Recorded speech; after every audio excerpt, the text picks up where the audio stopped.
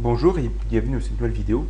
Donc dans le cadre d'une série de tutoriels consacrée à Ubuntu, je vais vous montrer aujourd'hui comment on installe Ubuntu à partir du CD alternatif.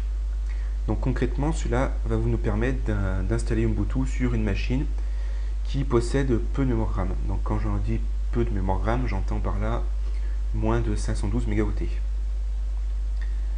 Donc comme je vous l'ai dit, ça fait partie d'une série de vidéos.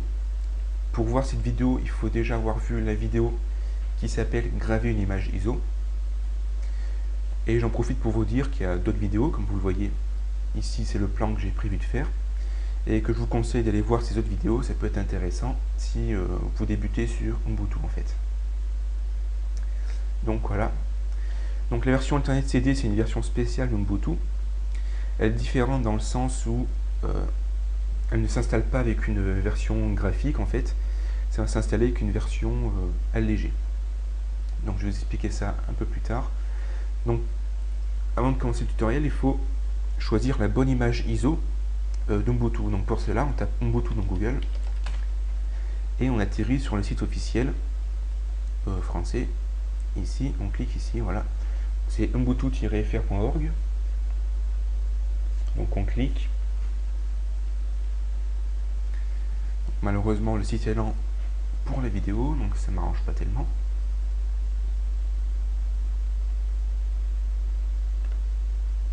Donc voilà, on atterrit sur ce site-là.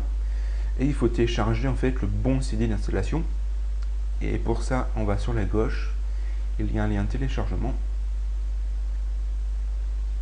Et par défaut, en fait, c'est la version normale d'Ubuntu en 32 bits qui est téléchargée. Et nous, il faut qu'on prenne la version alternative. Donc pour cela, ici, vous avez plus d'options. On clique dessus. Et vous cochez ici Alternate CD. Et vous remarquez qu'ici, ça change. Et vous cliquez, vous téléchargez l'image ISO. Et vous téléchargez cette image sur un CD avec le tutoriel qui s'appelle Graver une image ISO, que je vous ai déjà présenté. Sauf si vous savez déjà faire, donc il n'y aura pas de problème. Donc en fait, cette version, c'est une version où l'installation se déroule sans interface graphique. Donc vous allez voir que c'est pas plus compliqué pour autant. C'est assez simple. Et ça s'adresse aux vieux PC, c'est-à-dire ceux qui ont moins de 512 mégaoctets de mémoire RAM. Si vous avez vraiment un vieux PC qui a vraiment très peu de mémoire RAM, par exemple 192 mégaoctets, je vous conseille plutôt de télécharger Xubuntu, qui est une version encore plus allégée d'Ubuntu. Donc pour y accéder, vous allez ici en bas, vous avez un lien. Et vous faites pareil que pour ici, quoi, sauf que c'est en bleu. Vous avez dans plus d'options et vous prenez Alternate CD. Donc ça, c'est pour vraiment les très vieux PC. Et vous allez voir, quand ces deux versions, il n'y a pas tellement de différence. Donc je vais vous montrer en vidéo pour Ubuntu, sachant que c'est quasiment la même chose pour Xubuntu. Donc pardonnez-moi, je ne sais pas très bien prononcer, mais c'est pas bien grave. Donc voilà.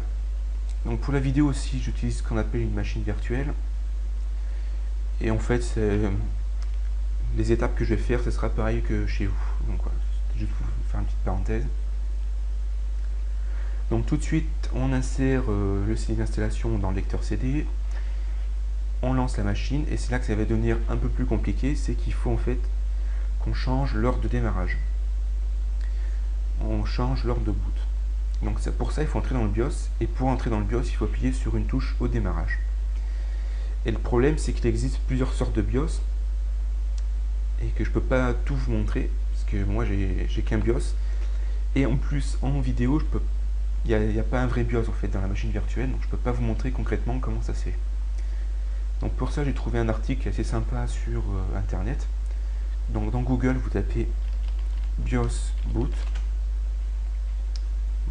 comme ceci, et vous avez en fait un lien vers le forum de télécharger.com. Et en fait, il y a des captures d'écran de tous les BIOS à peu près disponibles. Donc ça vous explique un peu comment on fait. Et en fait, au démarrage, il faudra regarder en bas. En bas, il faut appuyer sur une touche. Donc généralement, c'est la touche supprimer. Et vous entrez dans le BIOS. Et ensuite, il faut changer l'ordre de démarrage. Donc c'est expliqué dans ces captures. Donc c'est pas bien compliqué. Voilà, c'est juste à titre parenthèse, c'est le seul truc que je peux pas vous montrer en vidéo. Donc vous allez voir, c'est pas bien compliqué. Donc une fois qu'on a fait ça, on met le lecteur CD, on démarre l'ordinateur. Bon, je sais pas si vous avez vu, mais en bas, c'était marqué F12 for boot. Et là, en fait, je dis qu'il faut qu'on démarre sur le lecteur CD. Donc je tape C. Et vous remarquez que Ubuntu se lance. Donc avec les flèches directionnelles, on prend français comme langue. Et vous remarquez que contrairement à la version normale d'Ubuntu, ici, on a juste l'option installer Ubuntu. On n'a pas l'option essayer sans installer Ubuntu. Donc on veut installer, donc on clique, on fait entrer. Et il faut attendre que le CD se charge. Donc comme je vous l'ai dit, l'Alternate CD, c'est une version qui est plus légère en fait au niveau de l'installation. La fin de l'installation, c'est comme si on avait installé Ubuntu avec le CD normal. Donc vous remarquez qu'on n'a pas une interface graphique comme sur un CD normal. Et vous remarquez qu'on n'a pas des lignes de commande non plus, donc c'est pas super compliqué.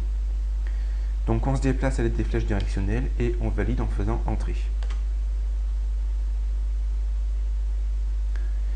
Donc là en fait il faut détecter l'agencement du clavier. Donc il faut lire ce qui nous marque. Donc moi je veux bien détecter l'agencement du clavier, donc on clique sur oui. Et là en fait il faut appuyer sur les touches. Donc là plus, Y, là j'ai W. Là elle me demande en fait si j'ai le label, enfin le signe, le O avec le E attaché. Donc non, je ne l'ai pas sur mon clavier. Il me demande si j'ai le signe ici au centre, donc je ne sais pas si vous voyez ce signe là. Donc ça on l'a pas, donc on fait non. Donc il me dit que le clavier c'est fr2.oss. Donc fr ça veut dire français quoi, donc ça a l'air d'être bon, donc on fait continuer.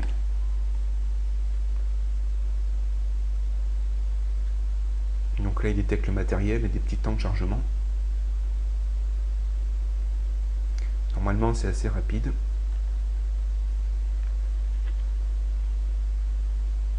Donc les analyses de CD, il fait plein de choses.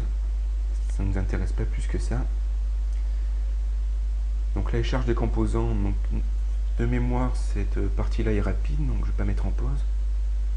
C'est après que ça deviendra un peu plus long.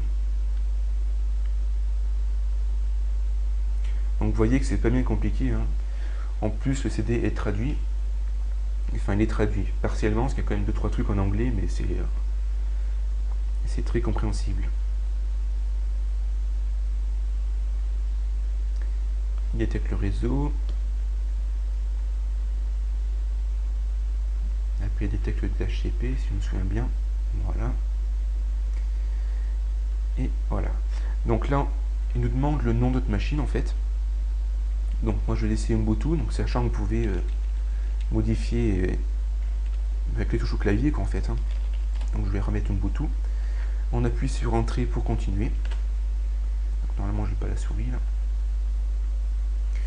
Donc là en fait il me dit c'est pour configurer l'horloge, donc il me dit par rapport à ma localisation, donc il me dit si c'est bien Europe Paris ici, donc moi c'est bon, on fait oui. Donc là il y a encore une phase de détection des périphériques et juste après, si je me souviens bien, il y aura le partitionnement. Donc ça va être l'étape la plus compliquée en fait de ce tutoriel. Voilà, donc là en fait c'est l'étape la plus compliquée, c'est le partitionnement. Donc là il y a deux cas de figure. Soit vous avez déjà un Windows installé sur votre ordinateur. Donc je pars du principe que c'est un vieux PC, donc c'est certainement un Windows 98 ou 95. Et là à partir de ce moment-là il y a deux options. Soit vous décidez de le garder et d'installer Ubuntu en supplément. Soit vous décidez de l'enlever et de mettre Ubuntu tout seul, ce que je vous conseille, parce que Windows 95 ou 98 sont des versions qui ne sont plus maintenues par Microsoft et par conséquent il n'y aura plus de mise à jour. Et donc c'est assez dangereux. Donc dans ce tutoriel je vais vous montrer comment en fait on partitionne le CD et je vous montrerai comment on peut garder Windows. mais dans ce tutoriel là on va effacer. Donc première option, c'est guider. Donc il va utiliser l'espace disque qui est libre, donc ça peut être intéressant. En bas vous avez utiliser le disque entier, donc cette option va supprimer Windows. Utiliser le plus grand espace disponible, donc c'est utiliser, comme son nom l'indique, l'espace disponible. Donc ces options là je les aime pas bien personnellement. Donc on va passer en mode manuel. Donc c'est le plus compliqué. Et vous allez comprendre pourquoi je fais ça. En fait, avec les autres options avec les options précédentes, l'installation en fait elle n'était pas très propre, on va dire. C'est-à-dire que le système et vos documents personnels auraient été mélangés. Ce qui fait que si un jour Ubuntu il crash quoi, vos documents personnels, vous aurez du mal à les récupérer. Tandis qu'en le faisant manuellement, on peut séparer le système de vos dossiers personnels et par conséquent, si un jour le système il crash, on n'aura qu'une partition à formater et à réinstaller et vos documents perso seront conservés. Donc là, vous remarquez qu'en haut, on a des options. Ici, on se déplace avec les flèches directionnelles du clavier. Donc ça, on s'en sert pas. Et juste en bas, vous avez en fait l'arborescence de votre disque dur. Donc, vous remarquez qu'ici que j'ai le disque dur. Ce disque dur, il y a 3 partitions dedans. Une partition primaire de 7 Go, une deuxième partition logique de 5 Go et encore une partition logique de 2 Go. Donc en fait, j'ai déjà un système d'exploitation qui est installé là-dedans. Si vous avez Windows, vous devez avoir quelque chose de semblable. Si vous voulez garder Windows et que vous avez de l'espace libre, eh bien, vous créez les partitions sur cet espace libre. Si vous voulez supprimer Windows, eh bien, vous faites comme moi. Vous vous mettez en fait sur un numéro de partition, vous cliquez sur Entrée, et juste en bas, vous avez supprimé la partition. On supprime.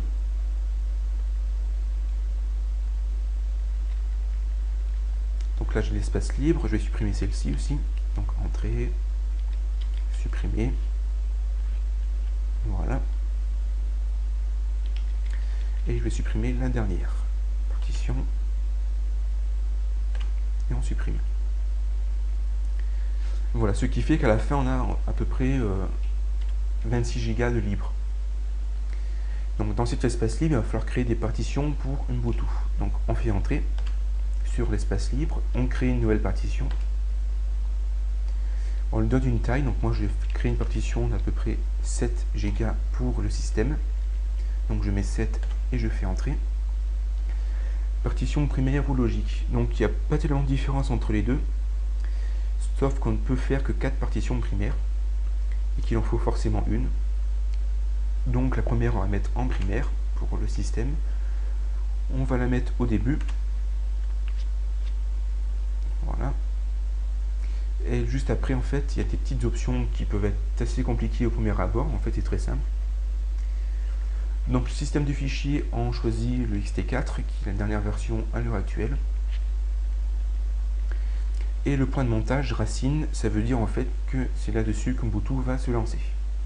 Le reste, honnêtement, on s'en fout. Donc on ne fait pas gaffe. Voilà, le reste, franchement, on s'en fout quoi en fait, carrément. Vous allez en bas ici et vous faites fin de paramétrage de cette partition. Donc je vais dézoomer. Et vous remarquez que j'ai une partition numéro 1 primaire avec un système XT4 avec le point de montage racine qui correspond au système. On va créer une deuxième partition pour nos documents. Donc créer une partition. Pour nos documents, on va mettre 10 Go.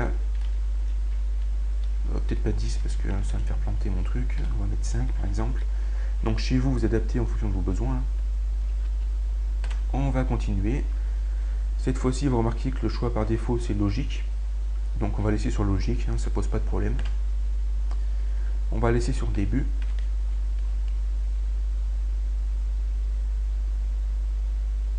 Donc système de fichiers, c'est ext4. Et vous remarquez qu'il a compris ce qu'on voulait faire en fait. Le point de montage va être home. Ça correspond au dossier personnel. Donc ça c'est bon. Le reste, comme je l'ai dit, on s'en fout. Et on va tout en bas et on clique sur fin de paramétrage afin de créer la partition. Voilà. Et il nous reste encore de l'espace libre, il faut créer justement une swap. Donc étant donné que vous n'avez pas beaucoup de mémoire RAM, enfin je suppose que si vous regardez ce tutoriel là, vous possédez un ordinateur avec peu de mémoire RAM, donc il faut absolument créer un espace d'échange, swap. Donc pour cela, on se place sur l'espace libre, on fait entrer, on crée une partition comme d'habitude, et là généralement on prend le double de la mémoire RAM. Donc, par exemple, si j'ai 512 mégaoctets de mémoire RAM, je vais prendre 1 giga pour la partition swap. Donc on va mettre 1 giga, sachant que ça ne sert à rien de mettre beaucoup d'espace là-dessus. Et on fait entrer. On le met en logique, on le met en début. Et là par contre il va falloir modifier les choix par défaut. Donc par défaut il me dit que c'est système du fichier ext4 et le point de montage va être user. C'est pas ce qu'on veut faire, donc on va tout en haut ici, on fait entrer et on va choisir espace d'échange swap. On fait entrer et on fait fin de paramétrage de partition. Comme ceci. Donc là vous remarquez qu'on a un peu l'arborescence de ce qu'on a fait. Donc je répète, partition numéro 1 primaire, 7 Go en ext4 qui correspond au système.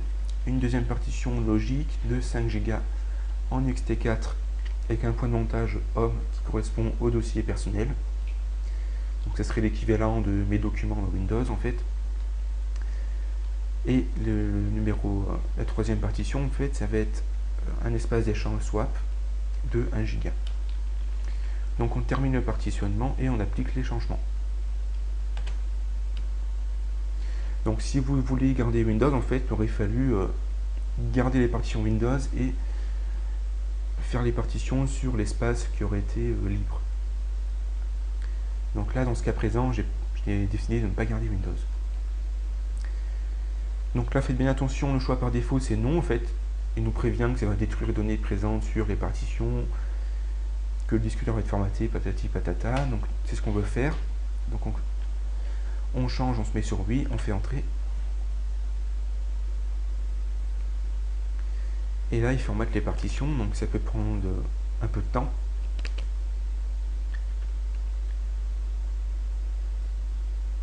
Donc je vais mettre le tutoriel en pause le temps que ça se fasse quoi.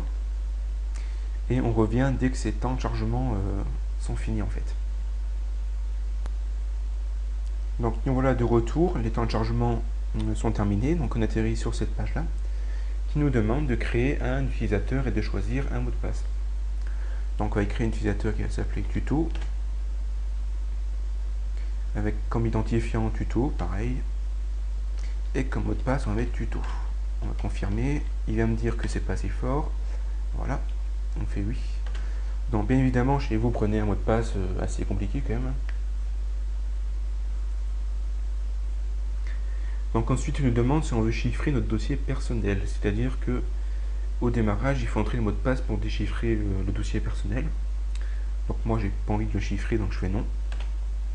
Vous pouvez le faire. Et on a de nouveau des temps de chargement. Donc jusqu'ici, il nous demande si on utilise un serveur mandataire. Donc je suppose que non, donc on fait continuer. Et après, si je dis pas de bêtises, les temps de chargement continuent et l'installation commence. Donc on va mettre en pause et on va attendre que ça se finisse. On attend 2 secondes. Bon, apparemment ça se finit pas tout de suite, donc on attend. Je mets en pause et on se retrouve juste après. Donc voilà, je reviens. Durant le temps de chargement, il y a cette petite fenêtre qui est apparue en fait qui nous demande si on télécharge les supports pour les langues. Donc je vous conseille de faire oui. Pour le tutoriel, moi je vais faire non parce que ça va me permettre de gagner du temps. Mais si vous avez une connexion internet qui le permet, faites oui. Et voilà, de nouveau des temps de chargement. Je remets en pause et on se retrouve. Donc vers la fin de l'installation, il y a ce petit message qui apparaît, qui concerne Grub. Donc Grub, c'est ce qui permet de faire démarrer Linux. Et c'est ce qui peut permettre aussi de faire un dual boot. Donc là en fait il est dit qu'il veut l'installer au début quoi, du disque dur en gros. Donc on fait installer le programme de démarrage sous le secteur d'amorçage, on fait oui. Parce que ça ne posera pas de problème. Donc. Ouais, sauf que mon truc a bugué. Voilà. Et normalement on arrive à la fin de l'installation, donc on va voir si les temps de chargement sont encore longs.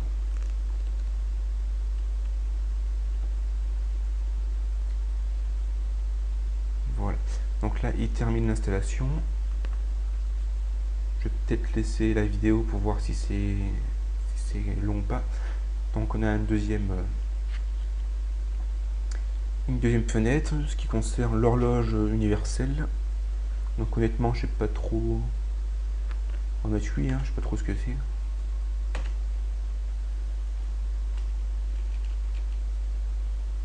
Ouais, sauf qu'il bug encore une fois. Voilà. Et là il dit que l'installation est enfin terminée. Donc il nous dit qu'on pourra démarrer le système, qu'il faut vérifier que le CD et tout ça soit bien retiré. Donc on continue.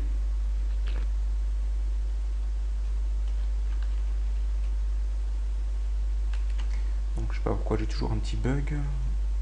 Voilà. Et l'installation est terminée. Ça redémarre. Donc normalement vous retirez le lecteur CD et tout ça.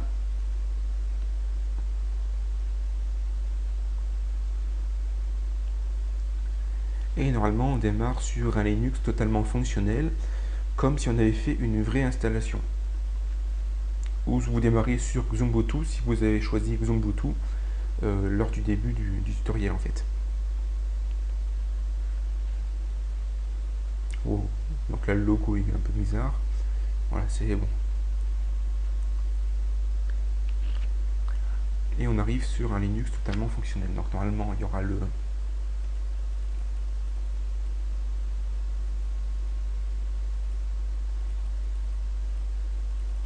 Ouais, donc j'arrive plus à contrôler la souris. C'est pas grave.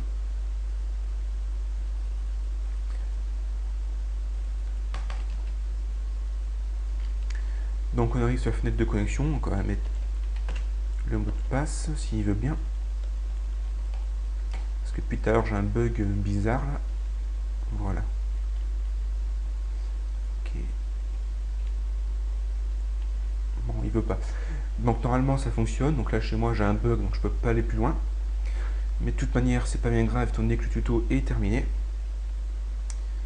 Donc si vous avez des questions, n'hésitez pas à les poser. Il y aura un article sur le blog qui vous donnera des informations complémentaires. Donc je dis ça pour ceux qui regardent le tuto sur Wecast, Vimeo ou Dailymotion. Et puis voilà, bonne chance.